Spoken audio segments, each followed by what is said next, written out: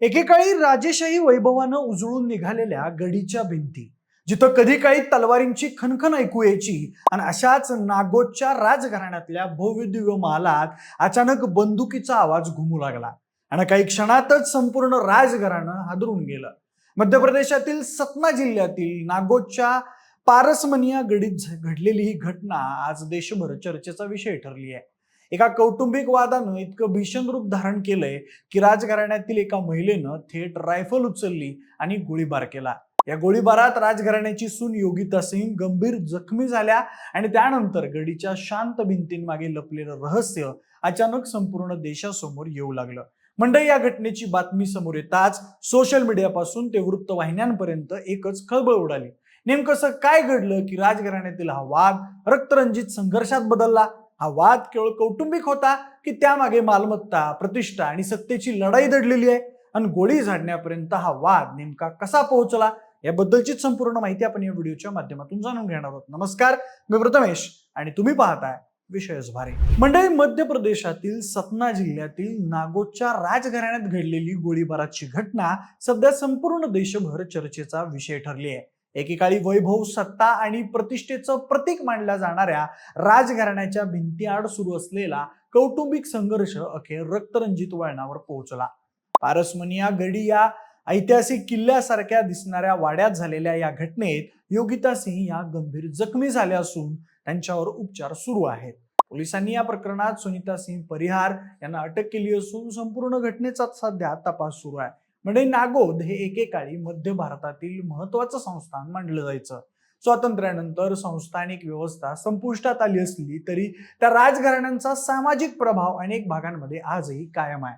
त्यामुळे नागोद राजघराण्याशी संबंधित कोणतीही घटना स्थानिक स्तरावर मोठी चर्चा निर्माण करते. याच राजघराण्यातील रुपेंद्र कुमार सिंह उर्फ बाबा राजा हे या वादाच्या केंद्रस्थानी असल्याचं समोर आलं. ते भाजप आमदार आणि माजी मंत्री नागेंद्र सिंह यांचे पुतणे असल्यामुळे या घटनेकडे राजकीय आणि सामाजिक अशा दोन्ही दृष्टिकोनातून पाहिलं जात आहे. प्राथमिक माहितीनुसार हा वाद अचानक निर्माण झालेला नाहीये.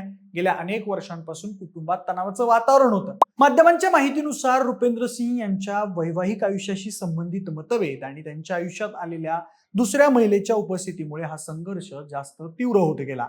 योगिता सिंह आणि सुनीता सिंह यांच्यामध्ये दीर्घकाळापासून वाद सुरू होता. दोन्ही बाजूंमध्ये मालमत्ता, राहण्याचा अधिकार, कौटुंबिक स्थान आणि वैवाहिक नातेसंबंध यावरून मतभेद निर्माण झाले होते. पोलिसांच्या प्राथमिक तपासातही हा दीर्घकालीन कौटुंबिक आणि वैवाहिक वाद असल्याचं सांगितलं गेलंय. घटनेच्या काही दिवस आधी योगिता सिंह आपल्या नातेवाईकांसह पारसमनिया गडीत आल्या होत्या. त्यांचा उद्देश वाद मिटवणं आणि चर्चेद्वारे काही तोडगा काढणं हा असल्याचं सांगितलं जात आहे.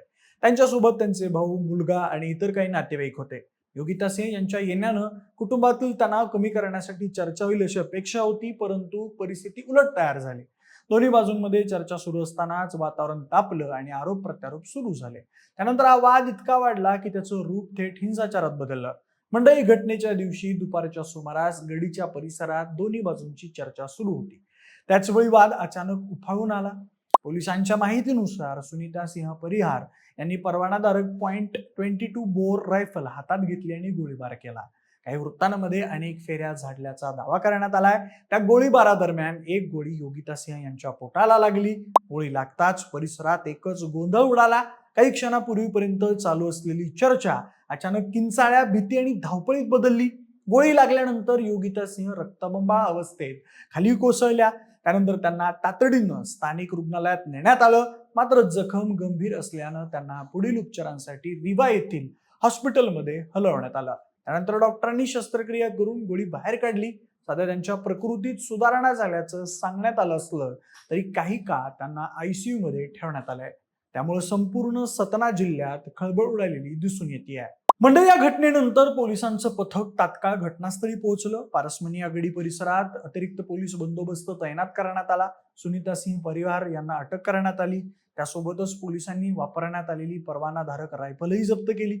आरोपी विरुद्ध खुनाचा प्रयत्न आणि इतर संबंधित कलमांखाली गुन्हा दाखल करण्यात आला असून तपास यंत्रणा आता गोळीबाराच्या वेळी नेमकं कोण उपस्थित होतं, त्याचबरोबर गोळीबारापूर्वी काय घडलं आणि कोणाची काय भूमिका होती याचा सखोल तपास करतायत. मंडळी, या प्रकरणाला आणखी नाट्यमय वळण तेव्हा मिळालं जेव्हा योगिता सिंह यांच्या आई नरेंद्र कुमारी यांनी गंभीर आरोप केले.